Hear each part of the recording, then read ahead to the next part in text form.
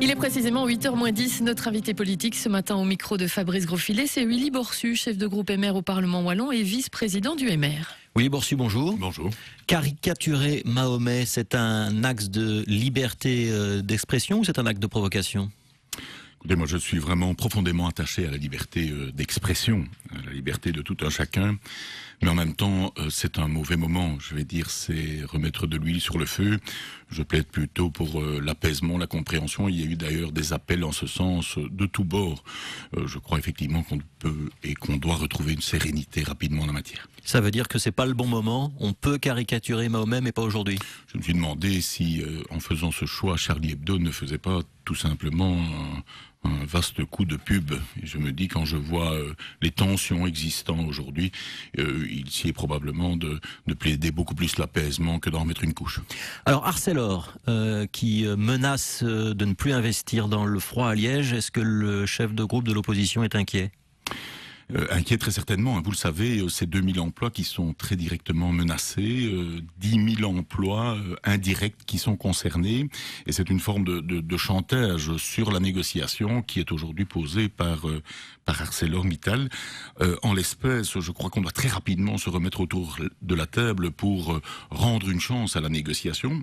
On doit aussi utiliser tous les leviers possibles, que ce soit d'une part alerter les autorités européennes, que ce soit avec l'intervention du médiateur fédéral, tenter de renouer les fils du dialogue. La région wallonne doit aussi être beaucoup plus proactive qu'elle ne le fut dans ce dossier depuis de nombreux mois.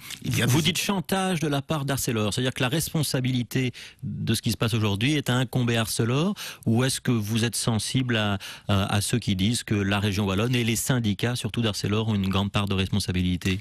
Il y a un élément de contexte international aussi. On sait combien il est difficile aujourd'hui de continuer à défendre un certain nombre de productions au départ d'usines européennes dans un contexte économique qui est difficile. Mais il y a différents paramètres qui sont extrêmement importants. La région wallonne, depuis plusieurs mois, dispose d'études. Elle doit donner un signe clair. Quelle est sa stratégie? Quels sont ses objectifs? Il y a des dossiers comme celui de la dépollution des sols en cas de fermeture de la définitive de la phase à chaud. Que fait-on par rapport à ce dossier qui représente des centaines de millions? On doit effectivement épauler la négociation lorsqu'on observe qu'elle est enlisée, qu'elle est aujourd'hui dans une... Vous êtes en train de me dire la région wallonne n'a pas envoyé de signaux positifs à ArcelorMittal et on le paye aujourd'hui. Je comprends bien votre réponse ou pas? Je pense que la région wallonne devait jouer un rôle beaucoup plus proactif dans ce dossier. C'est-à-dire quoi? Il faut aller voir Mittal et dire voilà, on est prêt à faire ça, on est prêt à investir, faites ceci, faites cela. Écoutez, on l'observe depuis quelques heures. Depuis l'annonce de la menace de la fermeture de la phase à froid, la région wallonne subitement se réunit. Il y a un gouvernement ce matin, on va définir les objectifs, on lance l'intervention via le fédéral d'un médiateur. Est-ce qu'un certain nombre de ces démarches-là ne pouvaient pas être effectuées précédemment? Ça ne revient pas à se coucher devant Mittal? Très certainement, ce n'est pas l'attitude à avoir. Je pense que dans ce dossier, on ne doit exclure aucune des hypothèses. Première hypothèse, très certainement, travailler sur base de la négociation aujourd'hui, tenter de la faire aboutir, de manière à pouvoir, avec notamment la phase à froid qui est porteuse de valeur ajoutée, d'emploi, d'activité, maintenir cette activité industrielle. On doit aussi réfléchir plus largement à d'autres hypothèses. On doit aussi constater, comme beaucoup de professeurs d'université aujourd'hui, que nous avons un problème de déploiement industriel au niveau de l'activité économique wallonne. Bref, dans tous les domaines, aujourd'hui, on doit être vraiment mobilisé à 100%. Et vous croyez, Willy Borsu, est-ce que vous croyez encore à la sidérurgie ou est-ce que vous vous dites arrêtons de mettre de l'argent public là-dedans et passons à autre chose? Je veux absolument croire dans les pans de la sidérurgie qui sont aujourd'hui porteurs d'avenir. C'est-à-dire le froid. Et ça reste le cas du froid, bien évidemment. C'est un endroit, ce sont des domaines d'activité. Donc il ne faut pas réinvestir dans la phase à chaud, on la laisse se fermer toute seule. Ce sont des domaines, je termine sur le froid si vous voulez bien, ce sont des domaines d'activité où à la fois il y a de la recherche, il y a de l'activité, il y a de la valeur ajoutée et il y a surtout de l'emploi. Et également de l'emploi en aval. Je plaide, et j'en viens à votre question sur le chaud, pour le maintien à Liège de tout ce qui pourra être préservé, mais avec aussi une sécurisation, notamment de l'approvisionnement du froid, puisqu'on ne doit pas aujourd'hui ignorer les éventuels... Mais donc si la région wallonne réinvestit des millions et des millions dans le chaud pour maintenir une phase à chaud à Liège, vous êtes d'accord ? Je ne parle pas de réinvestissement de millions d'euros que la région wallonne n'a pas d'ailleurs dans la phase à chaud à Liège. Je parle d'adhérer à un projet industriel qui soit un projet industriel viable, singulièrement basé sur le froid, tout en excluant aucune hypothèse d'analyse et de réflexion. Je plaide l'action dans ce dossier-là, l'activité. Regardez, votre billet d'ailleurs le constatait il y a quelques minutes, ce qui s'est passé concernant l'action du gouvernement flamand à propos de Ford Genk. Comparer les deux pour mesurer combien il y a une différence de niveau d'énergie dans ce dossier considérable. Vous regardez vers 2022 ou pas ? On doit, au niveau wallon, lorsqu'on parle de 2022, on doit vraiment avoir deux éléments d'analyse. Premier élément, effectivement, l'immédiat.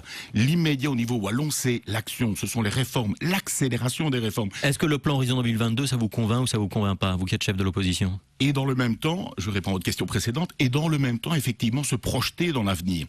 Le plan Horizon 2022, actuellement, allez voir sur le site internet du gouvernement wallon, c'est une feuille A4.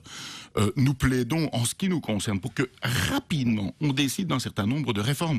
Il y a des lourdeurs de structure, de fonctionnement, de délai, il y a des investissements publics à réorienter au niveau wallon, dans l'innovation, dans la recherche, dans la formation, bien évidemment. Et puis par ailleurs, donnons-nous alors des objectifs stratégiques à moyen terme que l'on peut débattre avec l'ensemble des interlocuteurs économiques et politiques. Donc 2022, c'est trop loin. Est-ce que vous voulez une circonscription wallonne unique ? Je suis, en ce qui me concerne, favorable à la réflexion concernant cette possibilité d'élire au niveau wallon un certain nombre de représentants sur l'ensemble du territoire wallon. J'étais très surpris. Ce ne serait pas la starification wallonne de la politique ? Je ne pense pas. J'ai été très surpris de la réaction du CDH, qui est une réaction immédiate de refus, alors que, si je ne m'abuse, ce passage très clairement de la DPR évoque la possibilité de réfléchir à la façon de s'organiser au niveau wallon. Je plaide d'ailleurs pour que le président du Parlement wallon mette en place cette commission chargée de réfléchir à ce mode d'organisation. Ce n'est pas aujourd'hui la priorité, mais n'excluons pas ce qui pourrait effectivement mieux faire fonctionner les institutions. Une toute dernière question. La Libre Belgique publie ce matin ce qui sera probablement le projet d'Eliane Thillieu pour le parcours d'intégration wallon. Il sera sur l'accueil, il ne sera pas obligatoire, vous êtes déçu ? Écoutez, c'est un faux parcours d'intégration, il n'y a rien d'obligatoire. La seule obligation que prévoit Mme Thillieu, c'est de se présenter à un bureau pour être informé du parcours d'intégration. Soyons sérieux, si l'on veut effectivement donner une chance à l'intégration, il faut un dispositif où, que ce soit pour l'apprentissage de la langue, pour l'apprentissage d'un métier ou de nos institutions, on soit vraiment en situation d'être formé. Même si ça coûte cher, dans la formule actuelle qu'elle propose, ça coûterait 2,5 millions. Si on veut aller plus loin et rendre les choses plus obligatoires, ça coûtera beaucoup plus cher. C'est surtout beaucoup plus coûteux de ne rien faire et de laisser toute une série de personnes en dehors de toute possibilité d'intégrer l'activité économique ou d'intégrer notre société. En matière de parcours d'intégration, vraiment avec force, il suffit, fin de l'hypocrisie générale, soyons clairs avec un message qui est compréhensible et qui fonctionne, notamment en Flandre. Willy Borsu, merci.